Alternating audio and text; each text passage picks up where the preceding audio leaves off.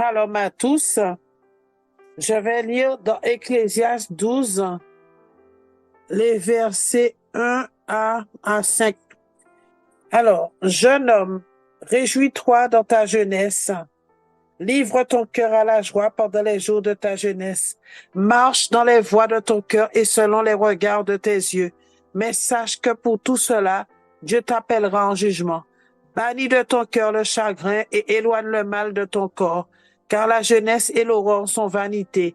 Mais souviens-toi de ton Créateur pendant les jours de ta jeunesse, avant que les jours mauvais arrivent et que les années s'approchent où tu diras, je n'y prends point de plaisir, avant que s'obscurcissent le soleil et la lumière, la lune et les étoiles, et que les nuages reviennent après la pluie, temps où les gardiens de la maison tremblent, où les hommes forts se courbent, où celles qui moulent s'arrêtent parce qu'elles sont diminuées, et ceux qui regardent par les fenêtres sont obscurcis, où les deux amants de la porte se ferment, où les deux, battants de la porte se ferment sur la rue quand s'abaisse le bruit de la meule, où l'on se lève au chant de l'oiseau, où s'affaiblissent toutes les filles du champ, où on redoute ce qui est élevé, où on a des terreurs en chemin, où l'amandier fleurit, où la sauterelle devient pesante et où la cape n'a plus d'effet, car l'homme s'en va vers sa demeure éternelle et les pleurs parcourent les rues avant que le cordon d'argent se détache, que le vase d'or se brise, que enfin, on va dire jusqu'à 9. 1 à 9, pardon, excusez-moi. Donc, je voulais dire, je vais résumer ça. Oui, c'est bien joli, les plaisirs de la jeunesse. On est un peu léger quand on est jeune, on ne réfléchit pas, on pense pas aux choses éternelles.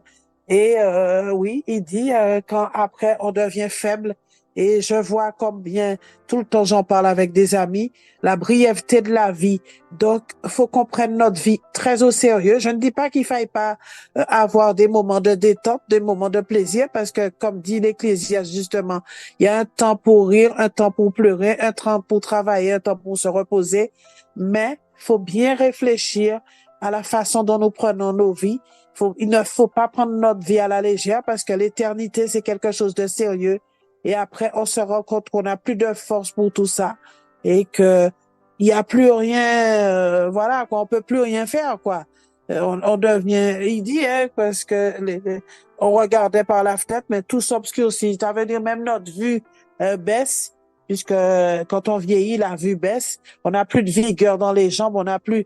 Et beaucoup de gens disent, moi, je vis et j'accepterai le Seigneur quand je serai âgé. Mais non, on ne sait pas quand est-ce que le Seigneur peut nous appeler. Il peut nous appeler même dans notre jeunesse. Il faut vraiment prendre nos vies, les choses spirituelles, très au sérieux parce qu'il s'agit de notre éternité. Voilà, c'est ce que je voulais dire. Que Dieu vous bénisse par cette exhortation. Shalom, shalom. Nous allons lire dans Hébreux 4, 12.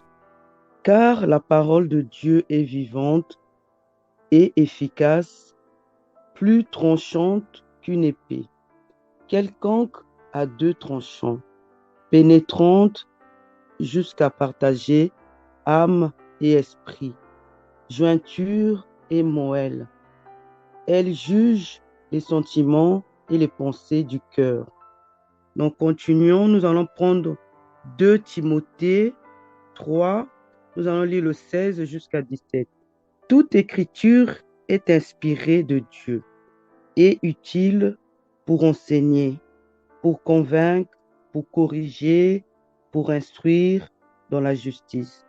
Prenons encore, nous allons prendre Jacques 1, nous allons lire le 22 jusqu'à 23.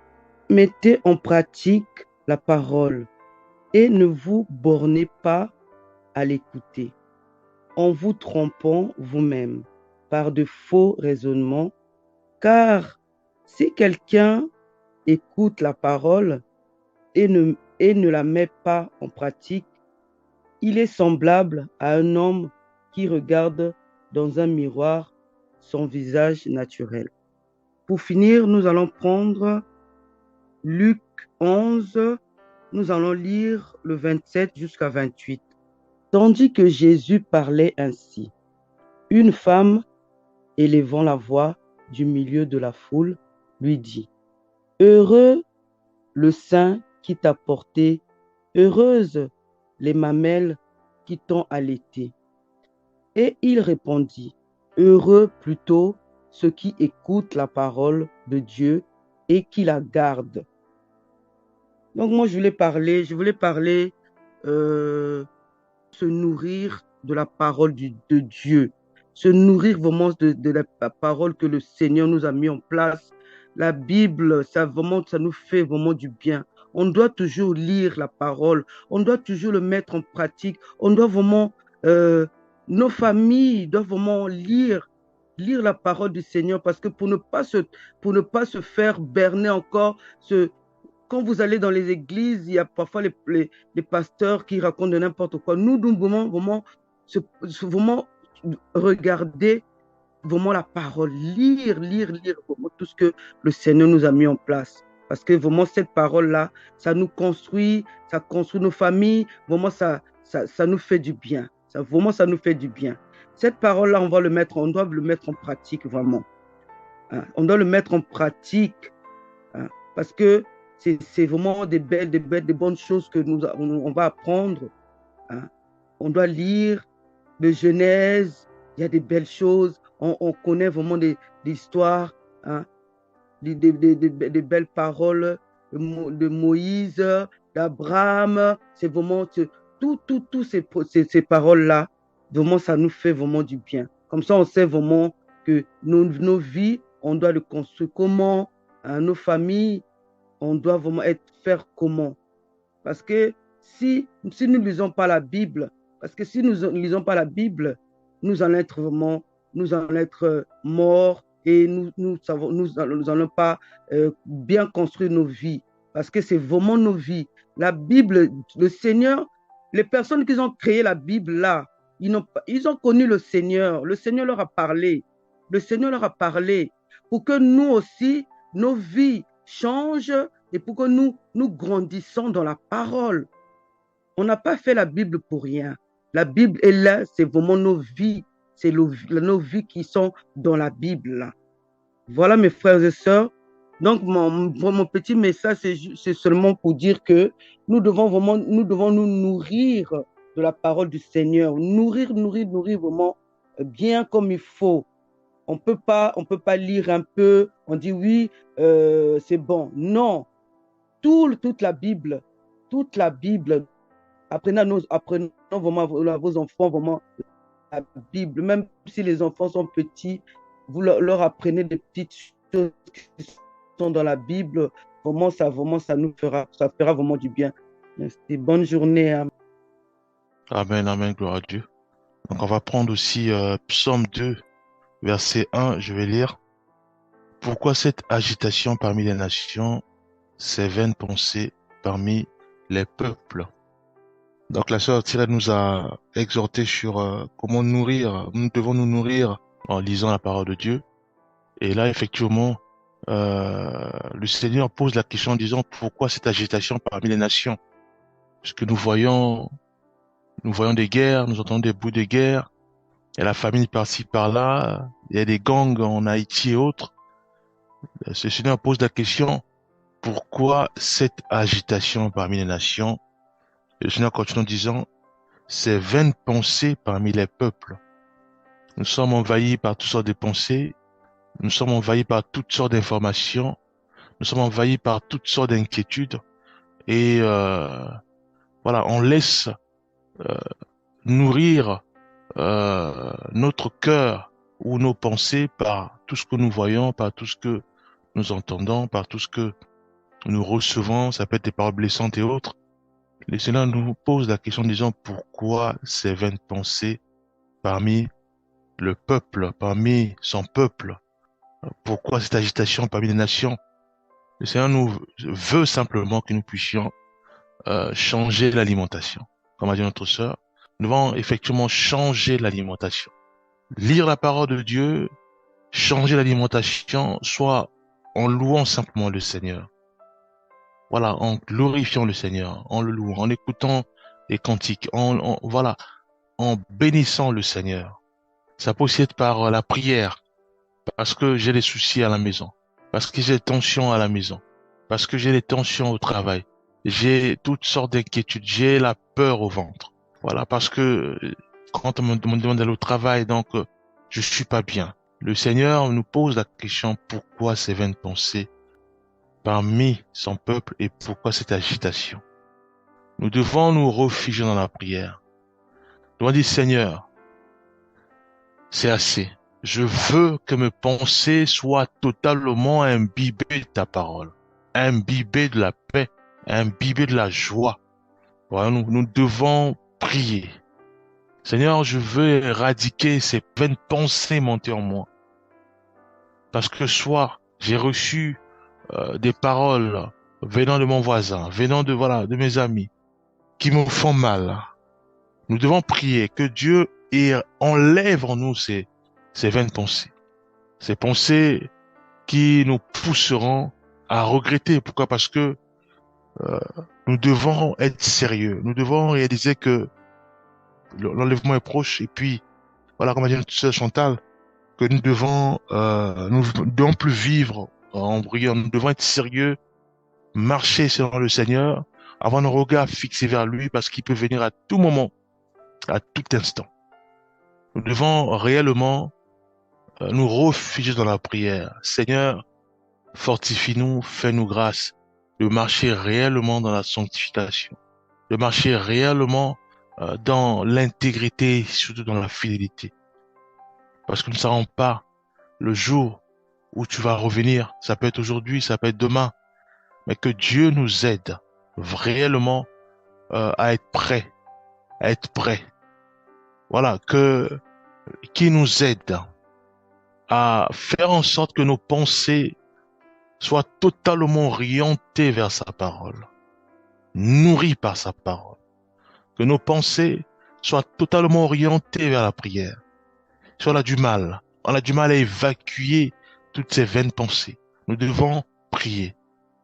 Prier, Seigneur, fortifie-moi. Seigneur, c'est toi seul qui peux me guérir. C'est toi seul qui peux m'orienter, qui peut enlever en moi ces vaines pensées ou cette agitation, ces craintes, ces peurs qui tourmentent ma vie, qui tourmentent ma vie. Voyez-vous, nous devons réellement nous réfugier dans la parole de Dieu, méditer sa parole, nous réfugier dans l'adoration. À ce moment-là, le Seigneur va commencer à agir puissamment. La paix va commencer à nous inonder puissamment. Et toutes ces paroles vaines, toutes ces paroles blessantes que nous avons reçues, la puissance du Seigneur va commencer à les absorber pour laisser la joie inonder nos pensées. La paix inonder nos pensées. Nous devons, bien aimer, ne pas laisser que nos pensées soient nourries par tout ce que nous recevons, tout ce que nous voyons, tout ce que nous entendons. Non, bien aimé. Nous devons dire non, on a assez. Nous devons laisser la parole de Dieu inonder nos vies. Nos pensées doivent être nourries par la parole de Dieu, nourries par les adorations, nourries par les prières, nourries par les louanges du Seigneur. Voyez-vous, Philippiens 4, verset 8 dit ceci, dit au reste, frère, que tout ce qui est vrai, tout ce qui est honorable, tout ce qui est juste, tout ce qui est pur, tout ce qui est aimable, tout ce qui mérite l'approbation, ce qui est vertueux et digne de louange, soit l'objet de nos pensées, de vos pensées. Voyez-vous, le Seigneur nous appelle tous à inonder nos pensées, à inonder nos vies, à inonder notre façon d'être, de vivre, de penser, à les inonder par les louanges du Seigneur, par l'adoration, par tout ce qui est pur, par la parole de Dieu. À ce moment-là, oui, nous sommes prêts. Oui, nous sommes prêts, puisque Dieu peut venir aujourd'hui comme demain. Nous devons être prêts, bien-aimés. Nous devons être prêts, parce que les temps sont mauvais et nous devons évacuer à la prière, nous devons évacuer à la méditation biblique. Nous ne devons plus jouer avec les pensées, entretenir des mauvaises pensées en nous. Non, ça c'est jouer, bien-aimés. peut plus jouer avec le vol, avec l'adultère, avec l'impureté, avec les mensonges. On peut plus jouer avec ça, bien-aimés. Nous devons être sérieux, très sérieux. Comme dit notre sœur Chantal, nous devons réellement crier au Seigneur en disant, Seigneur, je suis pas sérieux. Seigneur, je suis encore dans la boue du péché. Je suis encore dans la colère, dans l'esprit de vengeance. Je suis encore dans l'ego. Je suis encore... Guéris-moi, restaure-moi, fortifie-moi, fais-moi grâce. Fais-moi grâce, réellement, de marcher dans la pureté, dans la sanctification. Voyez-vous, bien-aimés, Corinthiens 3:2 dit ceci, dit, affectionnez-vous aux choses d'en haut, et non à celles qui sont sur la terre. Voyez-vous, ça dit beaucoup de choses. Affectionnez-vous aux choses d'en haut, et non à celles qui sont sur la terre. On me bouscule, on m'a traité injustement. Je dois réaliser que le Seigneur m'appelle à m'affectionner aux choses d'en haut et non à celles de la terre. Je ne peux plus, moi, chercher à juger les gens, chercher à regarder mes frères et sœurs et les juger, soit par leurs habits, parce qu'ils sont sales, parce qu'ils ils parlent, voilà, parce qu'ils sont, non, bien-aimés. Je suis en train de m'affectionner aux choses de la terre. Le Seigneur m'appelle à m'affectionner aux choses d'en haut. Je ne peux plus, moi, rechercher à dominer sur des frères et sœurs, à rechercher la tête. Non, nous devons requalifier nos priorités et rechercher réellement à nous affectionner aux choses d'en haut, puisque les temps sont mauvais et le Seigneur est à la porte. Nous devons nourrir nos pensées, nourrir nos cœurs de sa parole, de la prière, des louanges, bien-aimés. Car le Seigneur est proche. Le Seigneur est proche. Proverbe 4, verset 23 dit ceci. Garde ton cœur plus que toute autre chose, car de lui viennent les sources de la vie. Nous devons prier en disant, Seigneur, je ne garde pas mon cœur. J'ai du mal à garder mon cœur. J'ai pas la capacité ni la force de garder mon cœur. Parce que quand j'entends des choses, je suis effondré. Je laisse nourrir mes pensées par la haine, la vengeance. Comment répliquer? Aide-moi, aide-nous, aide-moi à garder mon cœur plus que toute autre chose.